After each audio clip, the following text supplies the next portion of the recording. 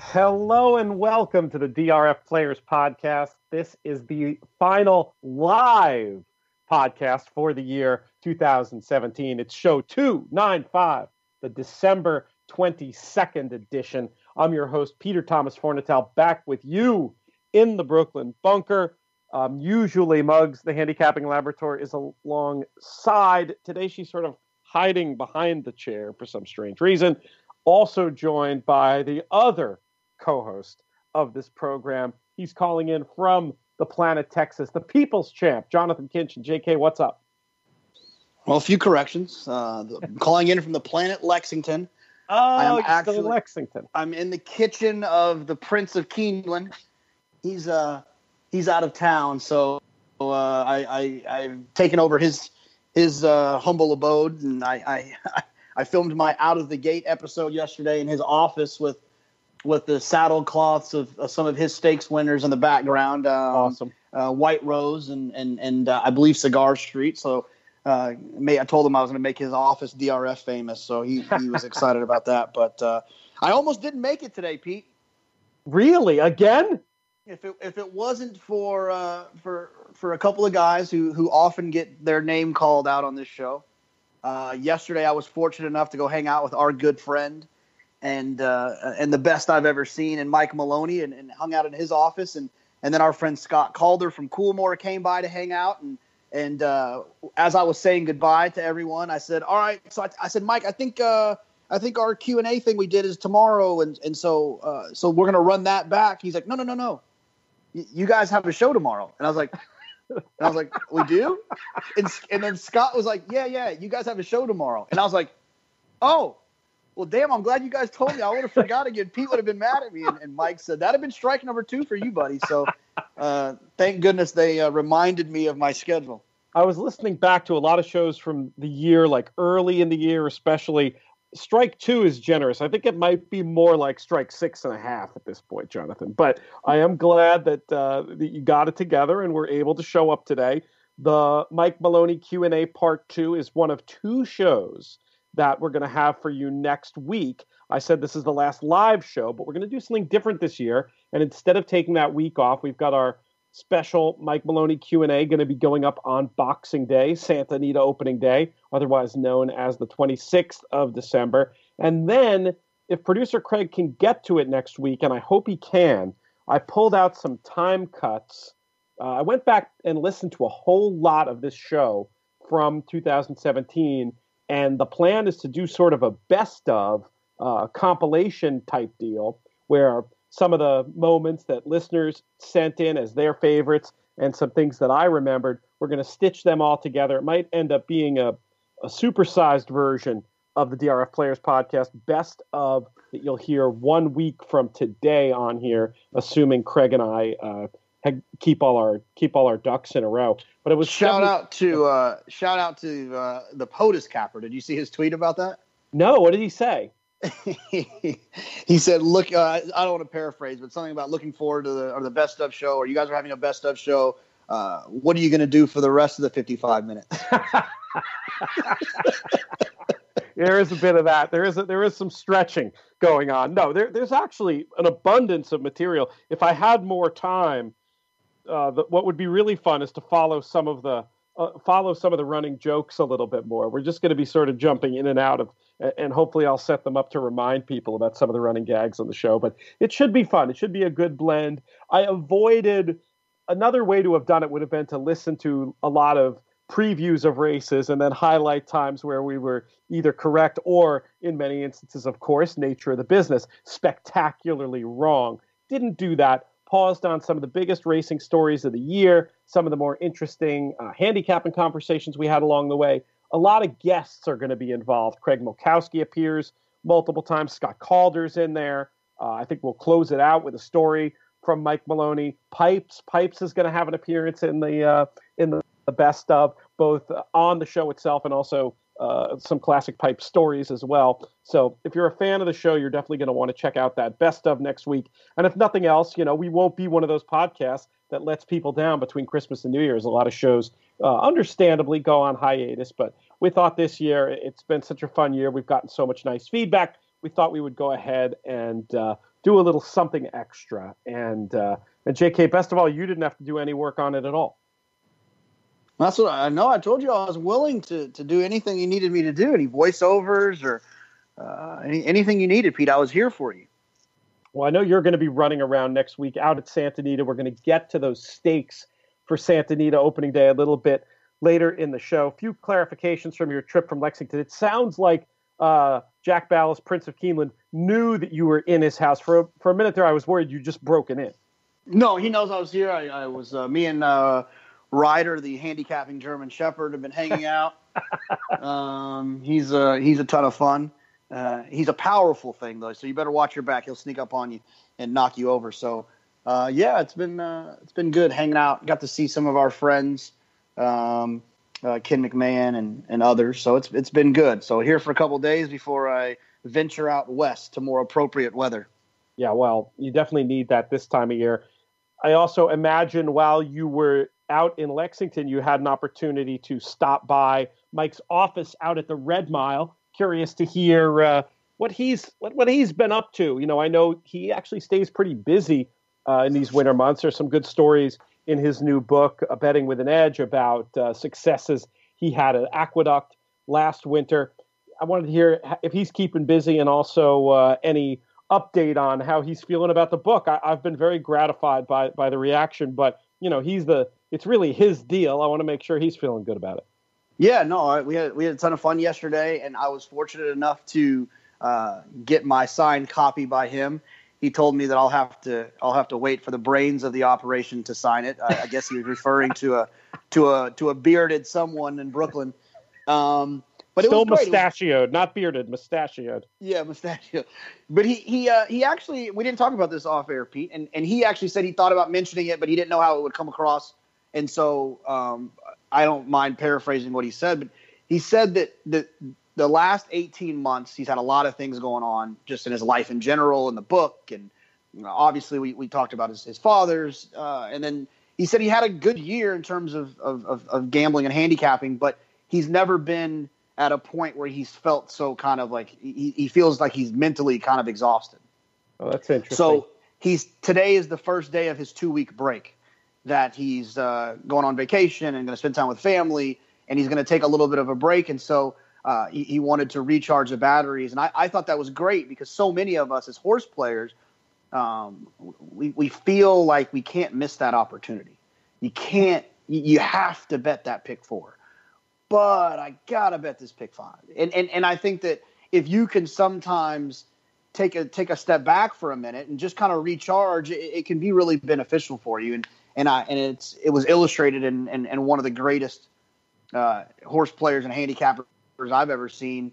It's something that he does as part of his regular year and taking that little bit of a break. So that was really great to hear. And then. The other great part about yesterday, and as always with spending time with Mike and people like Paul, Matisse, and Duke as well, is like it's so inspiring for me to see guys who I respect and I think are kind of on the pinnacle of what it is that we do, and they're at the top of the mountain. They're on the Mount Rushmore of handicapping and horseplay, in my opinion. And to see them still have that love and interest for learning is so inspiring. I mean, just to watch Mike yesterday asking Scott a bunch of questions about breeding and asking like kid questions, like, Scott, what's the most beautiful horse you've ever seen physically?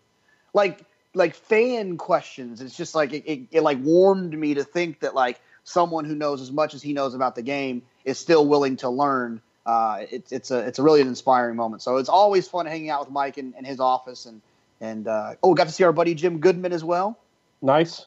He laughed and blushed a little bit when someone told him that you called him the Godfather, one of the Godfathers of live bankroll tournaments. So he thought that was funny. And it's true. I always give props to Santa Anita. I'm very quick to say, market leader, and sometimes I think I do give Jim and the great work at Keeneland a hint of short shrift, just because he's been running those tournaments so successfully for so long too. So I'm glad he caught wind of the fact that I certainly appreciate his role as well. Of course, with the great stuff they do out at Santa Anita and have ever since the advent of the Breeders' Cup Betting Challenge with those live bank contests at Santa Anita between the expertise of Tom Quigley and Nate Newby and those guys. There are some smart people in this stuff, and I think it's going to continue. Live bankroll play obviously had kind of an up and down year, but I think that there's reasons for optimism going forward, and it's one of the stories we'll be following on the show in 2018 and beyond. One of the things you said about Mike reminded me of one of the lost chapters in the book that I really wanted to get in there, and it just didn't really fit. Sometimes you make very difficult cuts when you're writing, and this was the case with this particular story that I wanted to get into betting with an edge. And I love that idea of if you can do it, that the taking a break and unplugging at the end of the year is great. But Mike also he writes a lot in the book about how horse playing can be a grind. And he talks about something that he learned a long time ago, which was during maybe a quieter period of contemplation, to not just always be looking forward and continuing the grind, but to take time and have a moment when you've had some success. And success can be defined in a lot of different ways as a horse player. For some horse players, playing for a whole year and beating the takeout, that could be success. Qualifying for a big Las Vegas tournament, that could be success.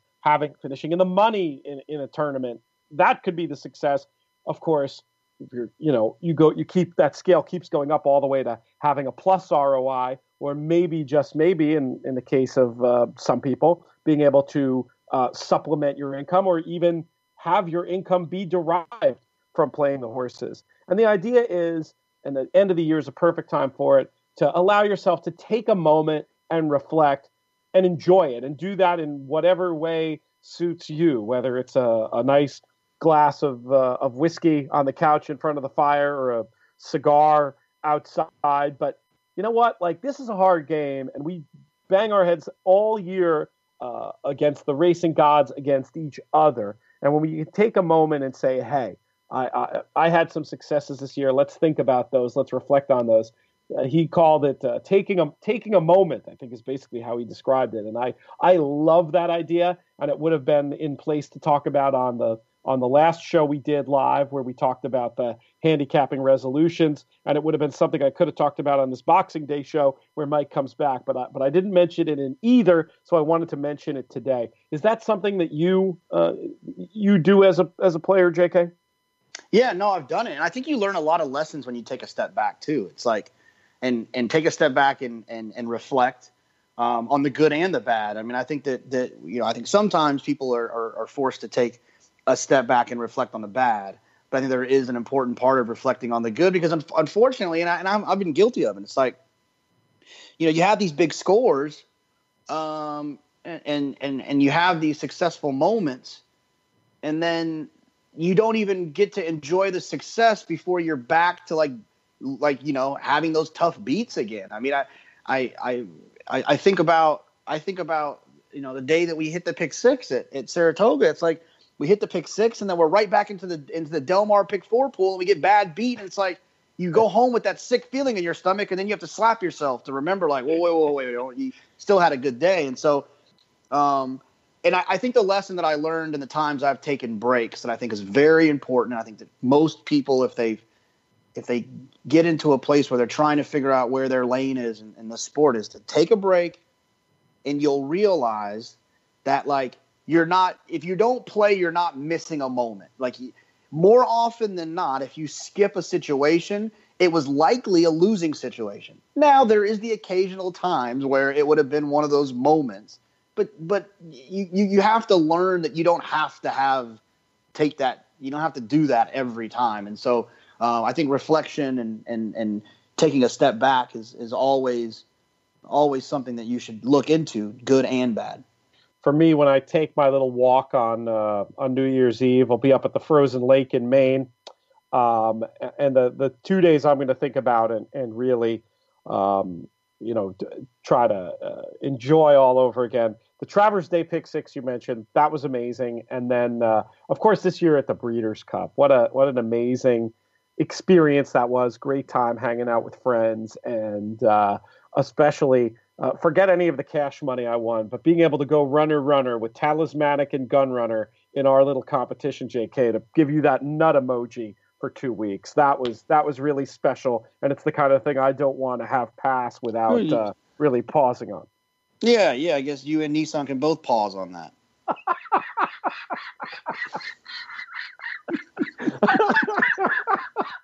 Oh, that's good stuff. Good stuff. All right, let's move on. We have some questions. This one comes from Alex, and he gets very brass tacks in the question about rebates.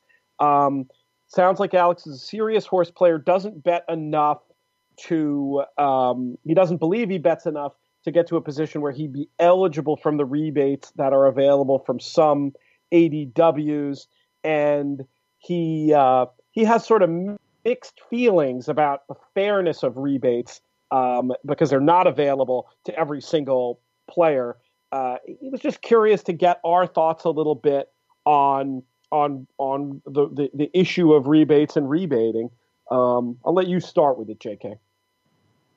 Well, I think that part of that might be a misconception. I mean, I think that there's a rebate program available for you regardless of the player, regardless of how much you play. Now, bigger players get better rebates, but the idea that there's no rebate to be had because you're a smaller player, I think, is probably a misconception. So do some research. Feel free to reach out to us, and we can maybe try to send you in some directions that could help you figure that out. Keep in mind that where you live is also a big part of the whole rebate situation, so it can be complicated and complex in that regard. But I don't have a problem with the idea that if I buy 6 Coca-Cola Classics, they're 50 cents each. But if I buy 1,000, then I can get them for 25 cents each. I get that as basic business. And that's exactly what I think happens when it comes to rebates, is the more you buy of a product, they will give you a discount on that product. And so if you're a guy that's buying a one-off, then that's what the $2 better is compared to the $500,000 better. I think that they're fair. I just think you have to find the right opportunity. Do you agree with that, Pete? Yeah, I buy the general premise. And Alex even says in here he understands the economies of scale argument. But I also take the point, well, let me phrase it this way. I look at rebates as a necessary evil.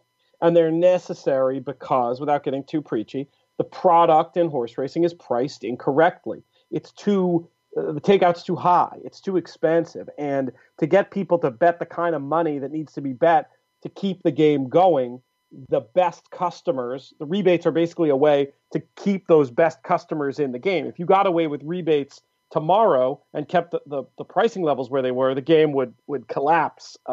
You'd be at harness racing levels like in the blink of an eye, if not worse off than that.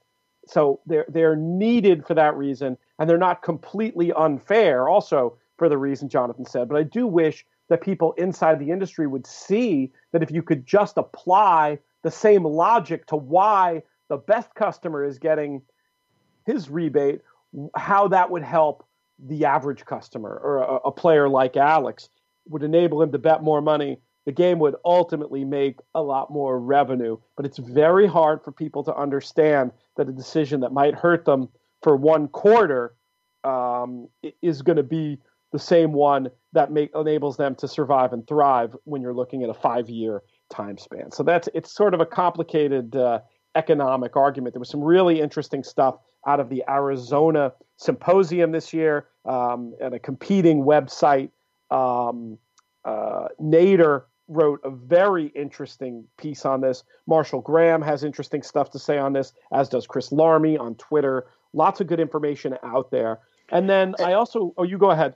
Yeah, and I would say this: if you have a question about the ins and outs, the fairness, the behind the scenes, the dollars and cents of rebates, there's 2 people that I would defer to as experts in the category, and that would be Marshall Graham and Paul Matisse. I think those 2 guys can answer questions about that better than anyone that I can think of. I mean, obviously Mike as well, but we already bombard Mike with enough questions, and so I figure we defer some questions to those 2 guys. But I know that they have a full understanding and are passionate about the behind the scenes working of pari-mutuel wagering, and they can explain those things probably better than Pete and I could in depth.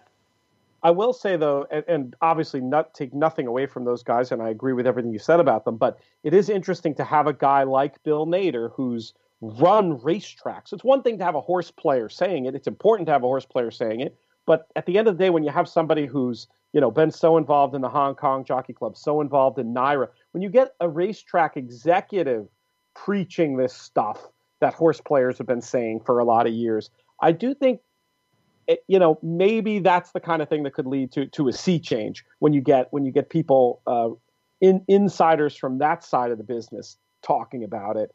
And then I also just wanted to loop back to what you said, JK, about you'd be surprised at what kind of promotions are available. DRF Bets this summer had the great takeout reduction on win play show wagering at the Saratoga and Del Mar and other tracks.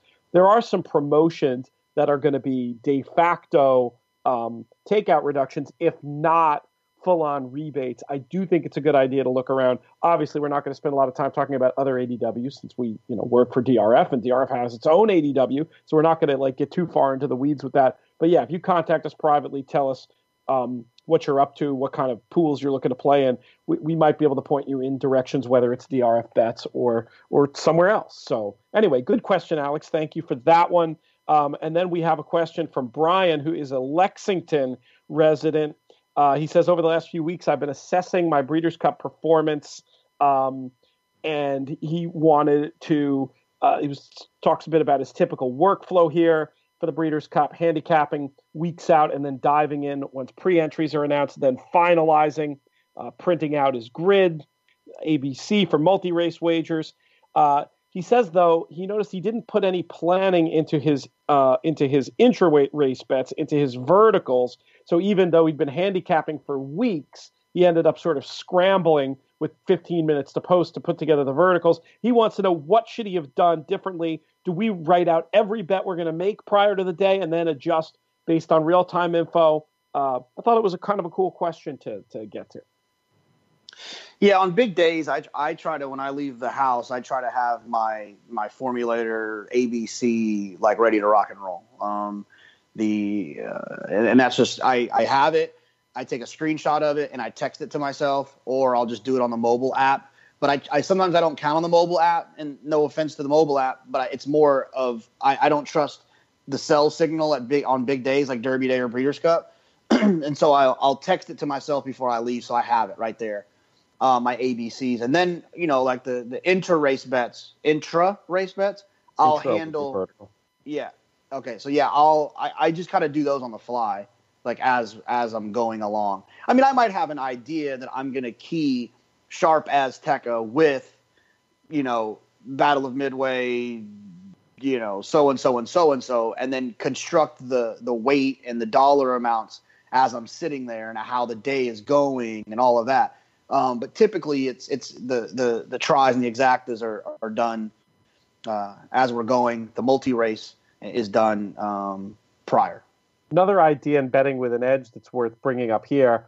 Mike writes about how once the scratches and changes come in, it's almost like a bell rings, and at that point you can do a whole other level of work, both horizontally and vertically, because you might have a key pace situation that changes. So he really likes to guard and use that time once the changes are finalized. And then I'd say, as every race happens, it's worth having a conversation. I've actually had this conversation with Sean Borman when we've done some bets together, where we'll say, okay, that race ran, what did we learn there?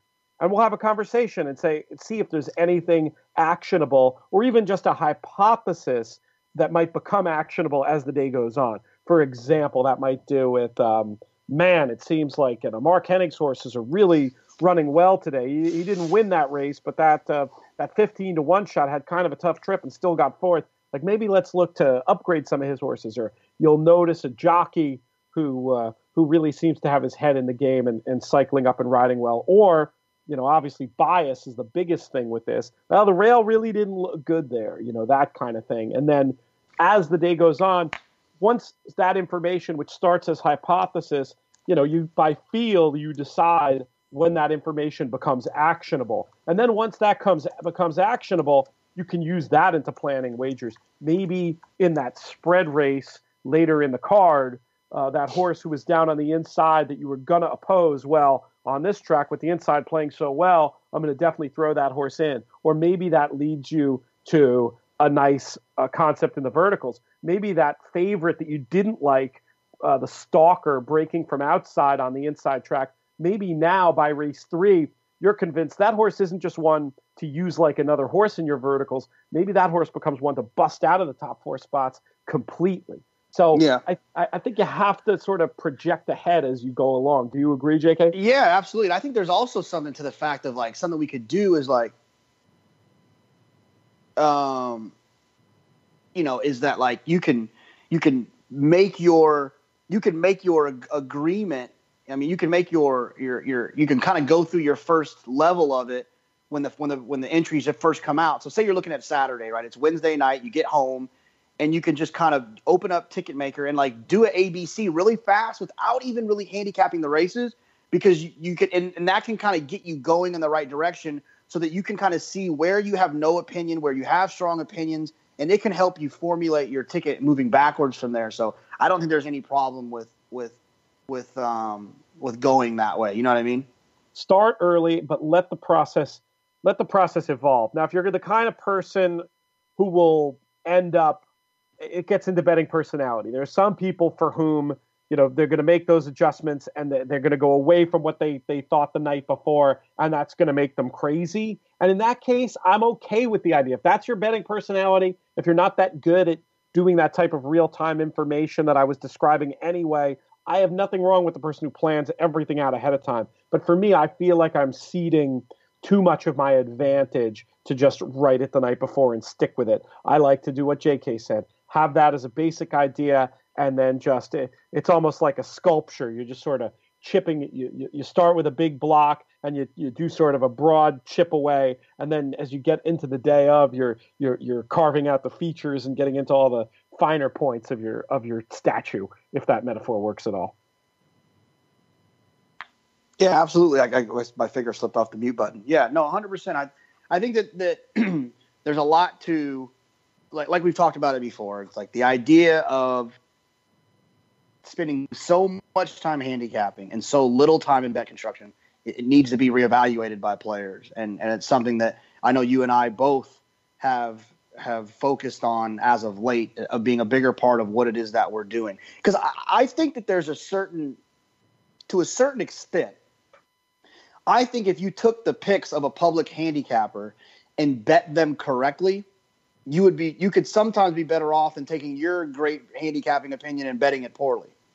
Oh, 100%. I think there's so much more to that portion of it.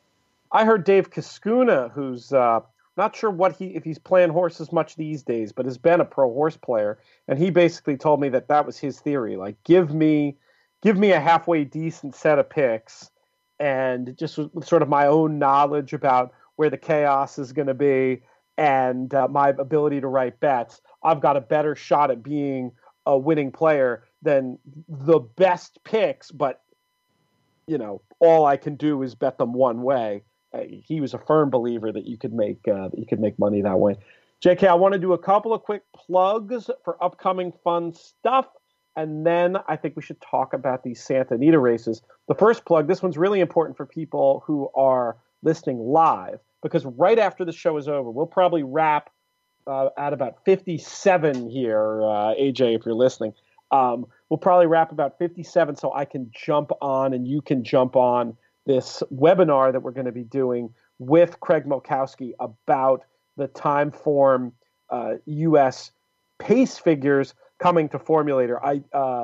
And I want to come back to that for just a minute, but I also want to plug something just so I don't forget. Christmas Day, Steve Bick and I are dropping a podcast that in the At the Races feed. You can also find it on stevebick.com.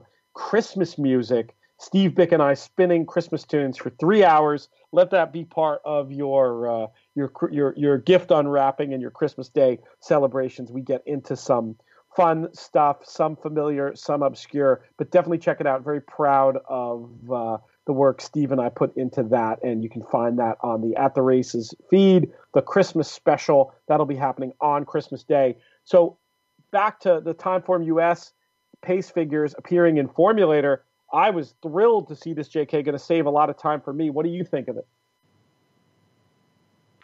I thought it was awesome. I remember when the pace figures were. I don't even know if they still have an option. I like those there, and I like the Timeform ones just as much. The color coding I think is great. A lot of times when you look at those fractions, it could say 44 and change or 46 and change. It's hard if you're not fully engulfed in a certain circuit to know what that means, and being able to have that color coded situation right there in front of you, I think it's a great integration of the two products, and it's definitely one that I was using yesterday, and I'll be using moving forward.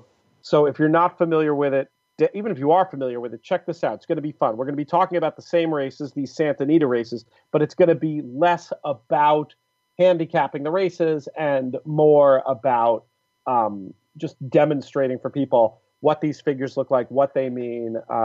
Craig, always fun to have on. Not an accident at all that we have a couple pulls from his podcast appearances in the Best Of show. And JK, if you keep not showing up, I may just have to bring him in full time.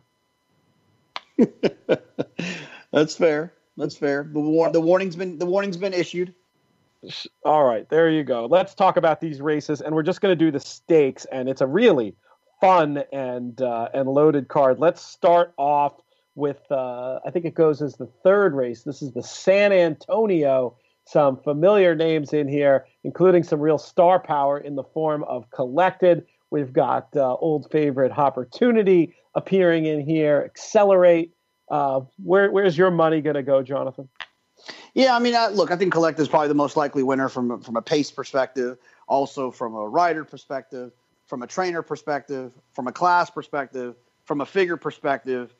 And I think his price will reflect all of those perspectives, right? So he's going to be short. You could usually tell there's going to be a short horse when our friend Rick Hammerly puts a stake early in the card in Santa Anita. So Collected is the most likely winner, right? I get that, and he probably will win.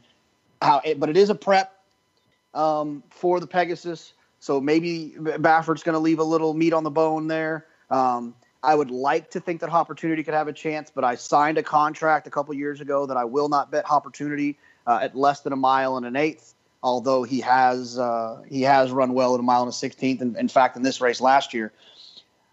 But I don't want him here. The only one that I guess I could get a little bit creative with would be Top of the Game with Kent DeSormo. The ride last time was a little bit tricky.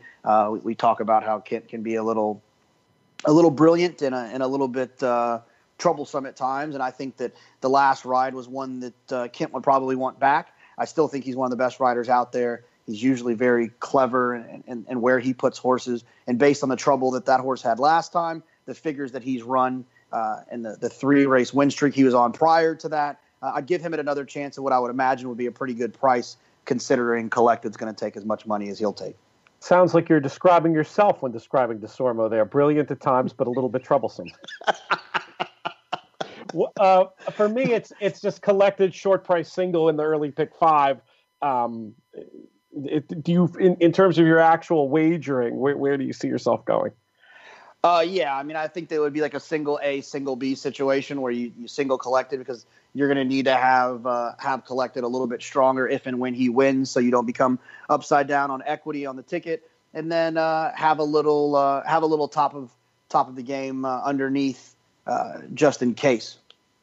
Opportunity is a horse that is sort of beautiful for those bets I sometimes talk about on here, the bottom up super key, that kind of bet. Would it maybe one more time with that for Opportunity here? Just put him in third, put Collected on top, put Opportunity third and fourth, mix and match. Do you like that idea?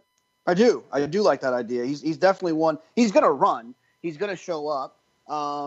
The workout report, I would imagine, is going to like him because he's just an honest horse. I know that if you hear Baffert talk about him, you could tell he gets warm and fuzzy inside about talking about. I think they referred to him as Hopper around the barn. I mean, he's a barn favorite. He's an honest hard trying horse, and so I would imagine he'll flash in those red and yellow silks at some point. I don't think he'll be able to get up going a mile on the 16th versus these. But he does remind me of one of my favorite Michael Rona calls. Do you know which one I'm talking about? Which one? He says it was a race, I think, with California Chrome in it, and he said, "Opportunity still lying in the tall grass." Tall grass, yeah, you have talked about that one.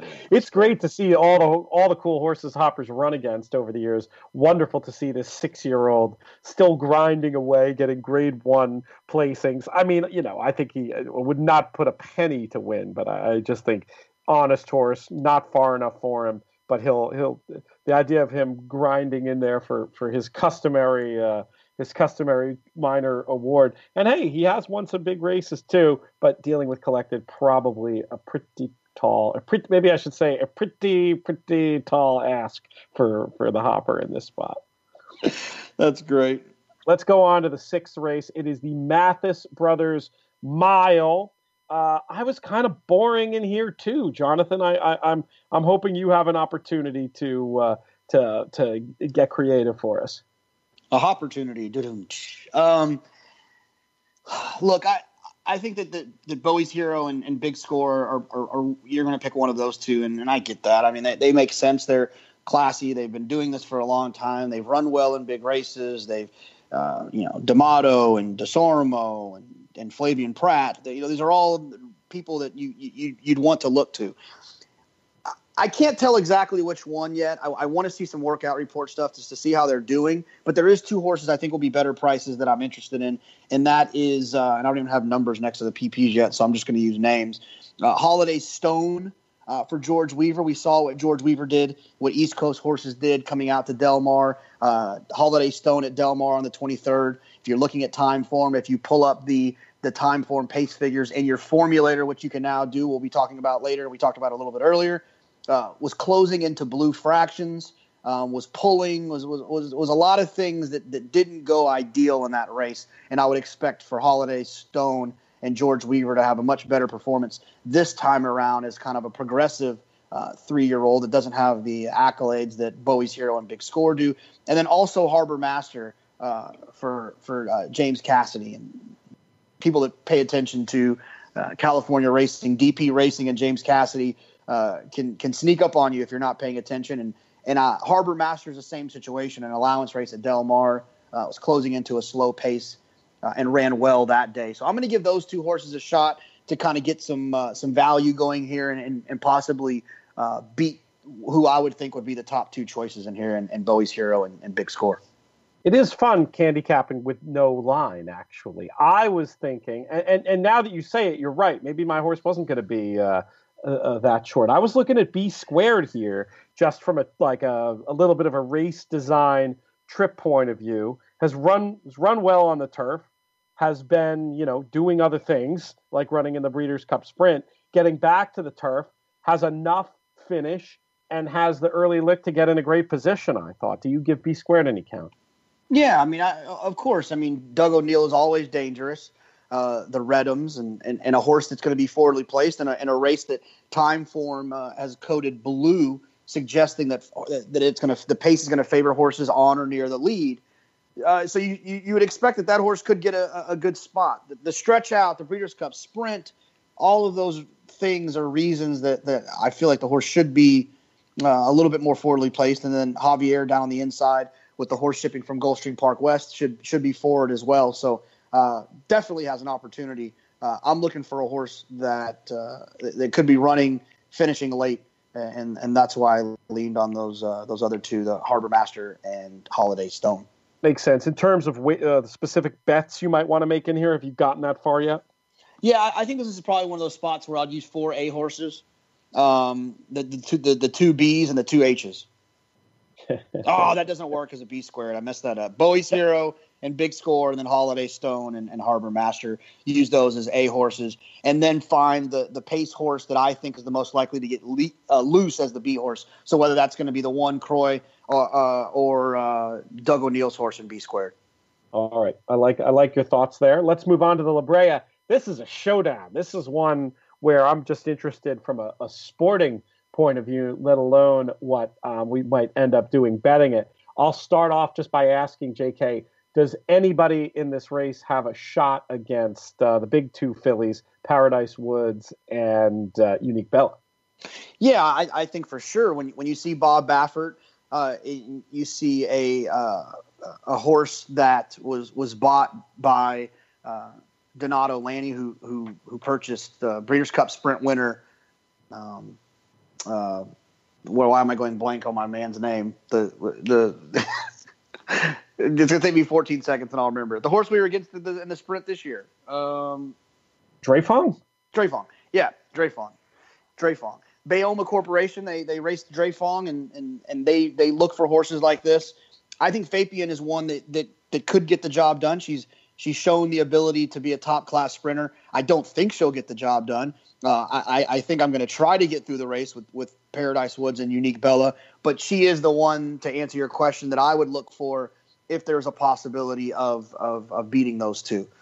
With that said, there's reasons I want both Paradise Woods and Unique Bella. Unique Bella, obviously, because of the talent she's displayed, the fact that she was sent from the outside in that fast-paced Breeders' Cup Filly and Mare Sprint, found herself on the rail, which, like we said before, Pete's mom has realized was not where you wanted to be during Breeders' Cup weekend. And so I think she's got a lot of reasons that she can improve. And then Paradise Woods has a lot of reasons that she can improve. She's a forwardly placed type who ran well against the best in the distaff division, now cutting back to a distance that some might say could suit her. So I think that both of those are in good position. Paradise Woods, I think, got the best of the draw of those two horses. So I think those two should have it to themselves. However, Fabian would be the one that, if you wanted to get cute in here, would be the one that I would look for. Yeah, for me, I think I've got to go with Unique Bella. It just feels like her game.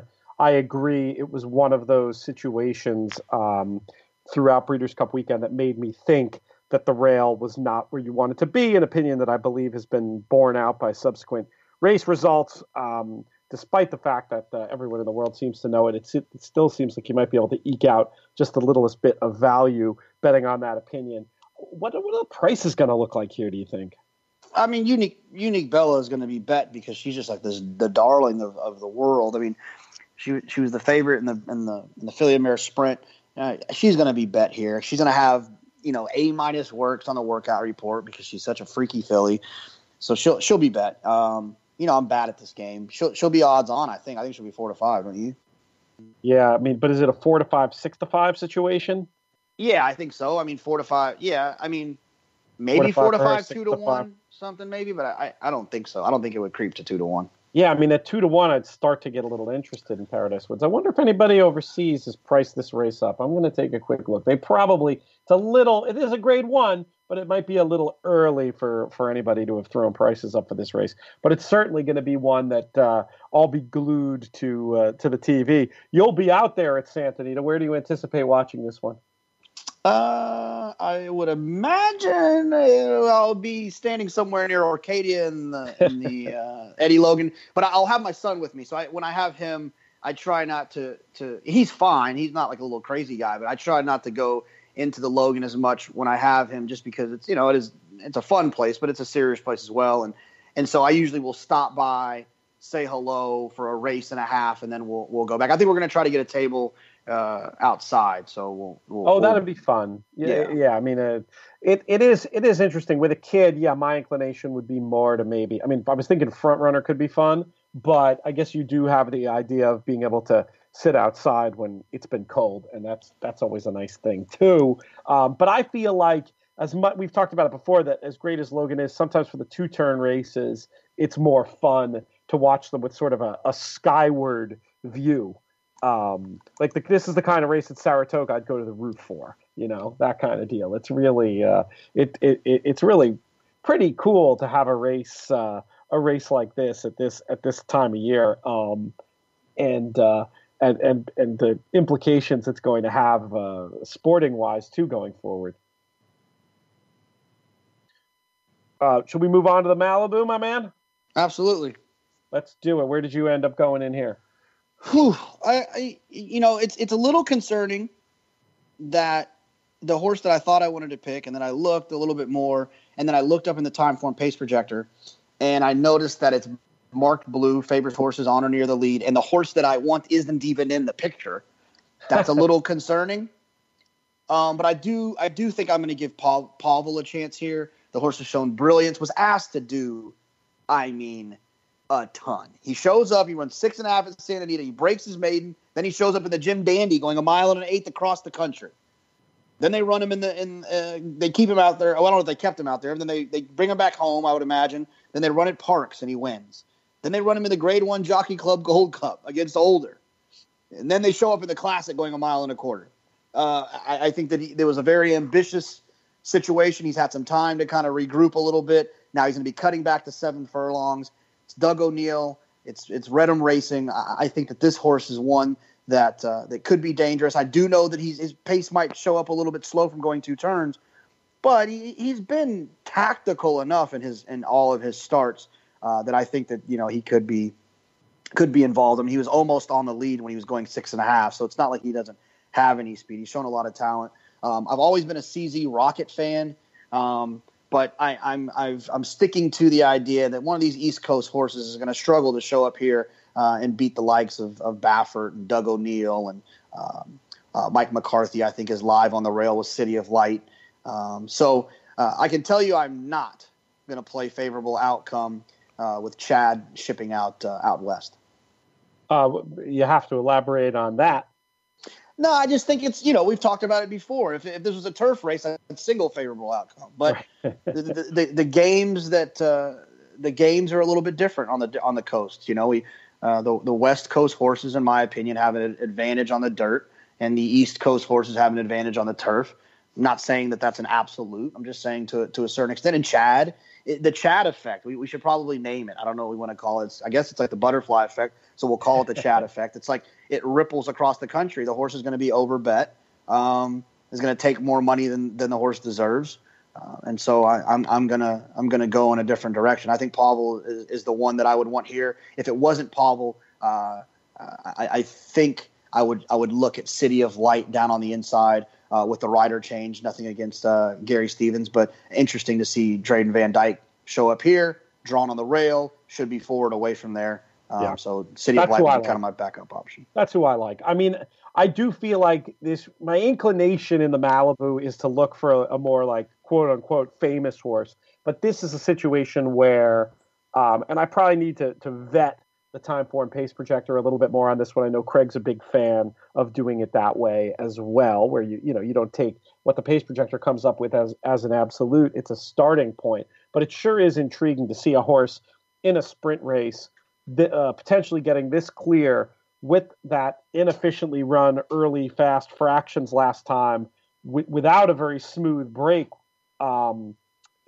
It didn't seem either, not away from there quite as fast. The idea of Drayden from the rail at 7, maybe just getting the horse to break that much better. And if he can run around there in an efficient manner, going to be very tough. But I will say this, JK, after hearing your handicapping of the race, I am definitely throwing in Irish Freedom, because we all know how much you like to lose to these Donegal racing horses. So Irish Freedom definitely gets upgraded to a straight A for me, just for the fact that his name didn't pass your lips in that analysis. Right. The irony of it being a Donegal horse and the silver wig, I can just see it being a great follow-up on Tuesday.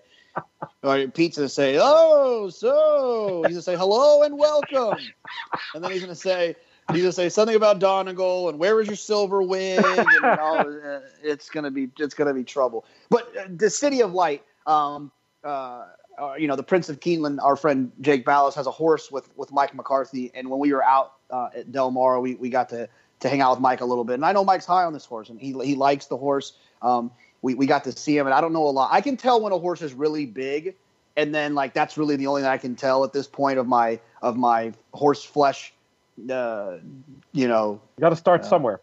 Yeah, the horse this horse is monstrous. He's huge. I mean, he's a really, really big, good-looking, imposing horse. So I know that Mike has always been high on this one, and so excited to see him run in this spot.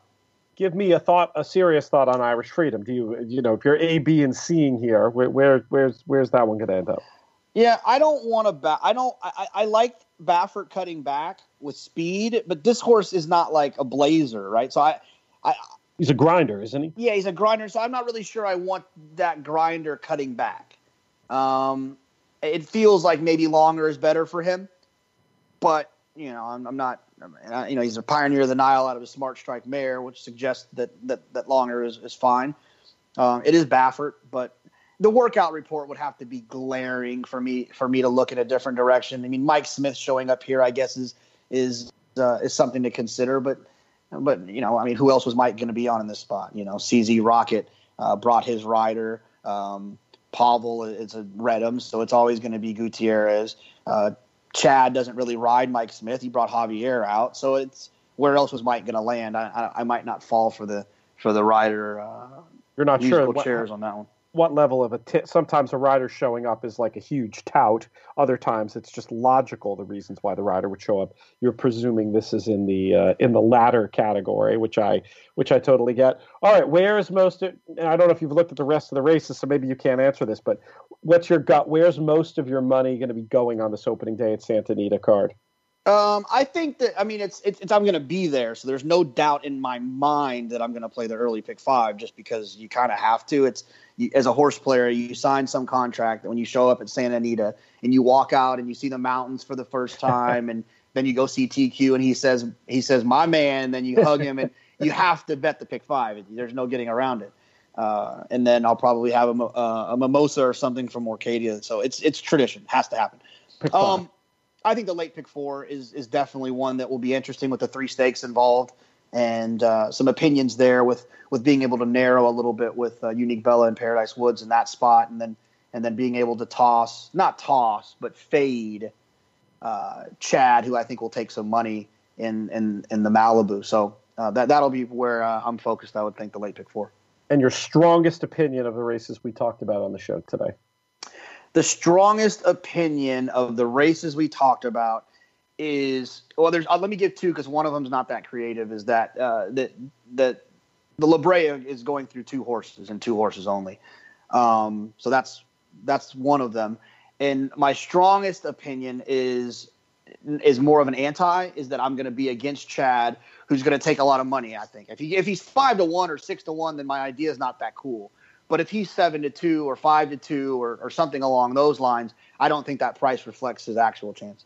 So that sounds like, definitely with those opinions, it sounds like those late multis are the pools you should probably be attacking. That makes perfect sense to me. Let's touch on just a couple of news items, and then, like I said, we'll get out of here a minute early so we can set up on the other call. If you're listening live, please join us. You can sign up from the marquee on DRF.com and listen to the 2 of us along with Craig Milkowski talk more in depth about these stakes through the lens of the Timeform pace figures, which are new to Formulator. If you're listening to this, as you usually do, you can go back and check out the archive of that show. That'll be on drf.com/YouTube. Have you seen this new Islanders arena being proposed to be part of Belmont Park, JK? I have seen it. I thought about you. I know you're an Islanders guy, and I love the Islanders. I know we've got all of our versions of the degenerate doubleheader, but what if we bet the hockey game and then we go and bet the pick 4? That's a degenerate doubleheader, isn't it? Oh, be amazing. I mean, if only sports betting were legal, wink, wink, that would be a fantastic plan. Do they run? Is it concurrent? I mean, hockey season happens when they run at Belmont, right? Not a ton. There's not a ton of overlap now, but I could also see a world in which the schedule changes. They're talking about other new things. Night racing at Belmont, which has never happened, is being discussed. Now, I know there'll probably be possibly be some issues with the community, with lighting up a racetrack at night and more or less in the middle of a residential neighborhood. But hopefully they'll be able to get over those hurdles. It wouldn't surprise me. I mean, hockey goes October to April, pretty much. So yeah, under the current schedule, you've only got, what is that then? Like a month of overlap, as Belmont typically spring they open right around Derby. And then in the fall, obviously, when they come back from Saratoga. So there's some things that need to be worked out, but it's interesting. I'll tell you that it's interesting as an Islander fan and a guy. I mean, they play like you could basically like throw a ball from where I'm sitting to where the arena is now, and I've never even gone. Even though I love the team, it's never felt right for the Islanders to be in Brooklyn to me. And of course, the incredibly negative reviews of the sightlines for hockey at Barclays Center haven't helped that one bit. So it is technically Brooklyn is technically Long Island, though, isn't it? No, I mean, it? or like no, like not in some way. It's one of those it's one of these amazing it's one of these amazing questions that you sort of have to be a New Yorker to like understand the way that I'm going to say it. Brooklyn is technically on the same landmass that is Long Island, but Brooklyn and Queens are not Long Island. They're New York City.